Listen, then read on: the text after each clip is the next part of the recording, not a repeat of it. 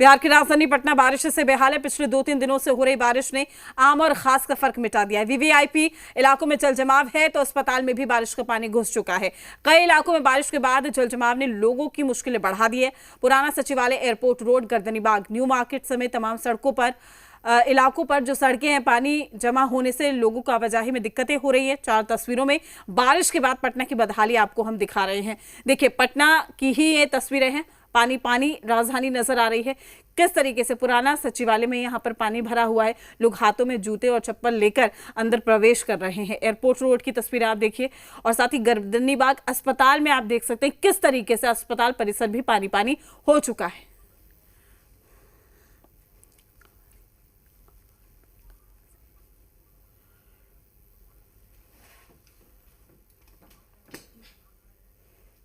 तो new market की तस्वीरें भी हम आपको दिखा रहे हैं पटना की। तो पानी पानी राजधानी नजर आ रही है और तस्वीरें बता रही है कि किस तरीके से तमाम दावे और वादे जो किए गए थे वो फेल साबित हुए।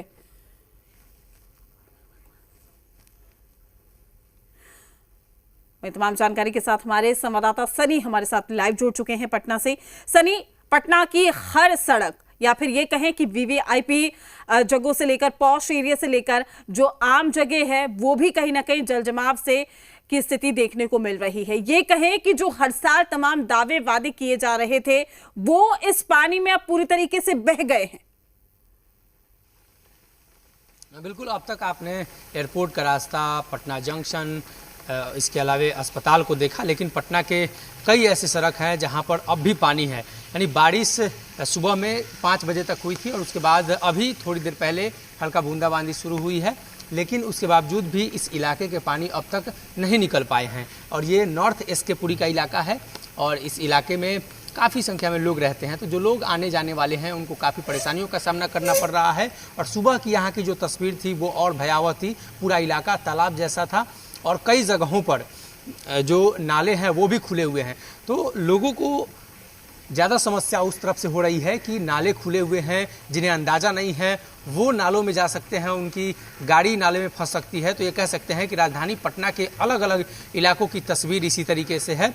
और नगर निगम की तरफ से जो प्रयास किए जा रहे हैं वो प्रयास काफ़ी नहीं है, इसलिए कि 2-3 पंप लगाए जा रहे हैं जिसके ज़रिए पानी निकासी की कोशिश की जा रही है। और कई इलाके तो ऐसे ही छोड़ दिए गए हैं कि बारिश खत्म होने के साथ खुद ब खुद पानी वहाँ पर निकल जाएगी, लेकिन पानी निकल नहीं पा रही है, इसलिए कि जो तमाम नाले हैं वो ब्लॉक हो गए हैं, उसके चेंबर ब्लॉक हैं और इसी की वजह से पानी नहीं निकल पा रहे हैं। गर्दनीबाग अस्पताल में देखा हमने कि किस तरीके से नाले के अंदर से पानी निकलकर अस्पताल परिसर में फैला था। तो कह सकते हैं कि नगर निगम की पोल पूरी तरीके से खुलती हुई नजर आ रही है।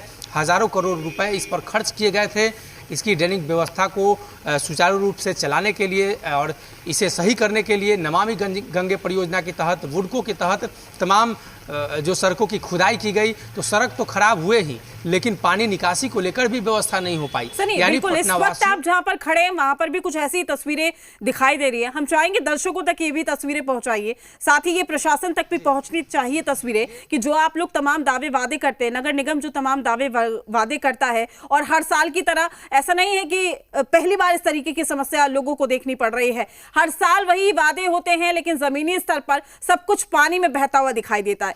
आप जहां पे खड़े हैं उस जगह की तस्वीरें हम चाहेंगे आप दिखाइए और बताइए कि यहां पर किस तरीके के इंतजाम क्या अब किए जा रहे हैं या फिर अब भी समस्या को ऐसे ही जस की तस रहने दिया गया है।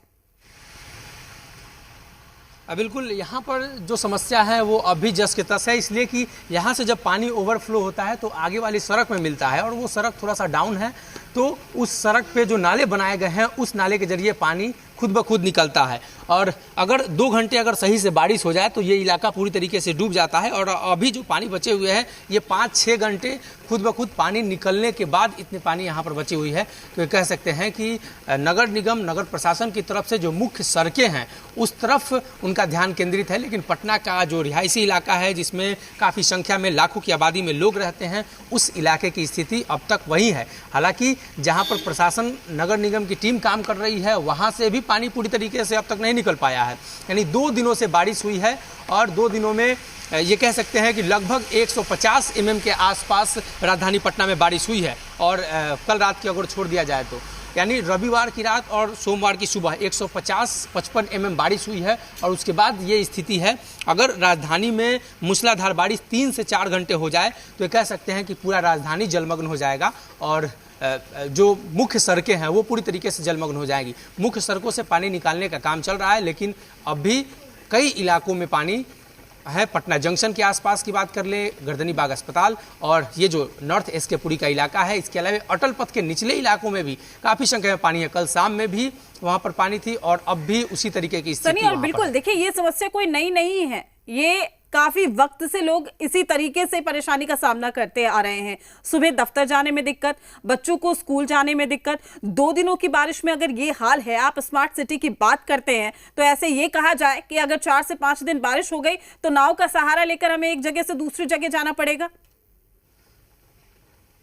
बिल्कुल 2019 की तस्वीर पटना वासियों को एक बार फिर से ताज़ा हो गई है। 2019 में जो भयावह स्थिति थी, पटना का कोई इलाका नहीं बचा था जो नहीं डूबा हो और उसके बाद जेसीबी और नाव चलाने पड़े थे। जेसीबी के जरिए लोगों को मदद पहुंचाया जा रहा था और उस दरमियान जो सरकार में लोग शामिल थे, कई तस्वीरें सामने आई। चप्पल लेकर वो घरों से निकलते हुए, राजेंद्र नगर की वो तस्वीर थी।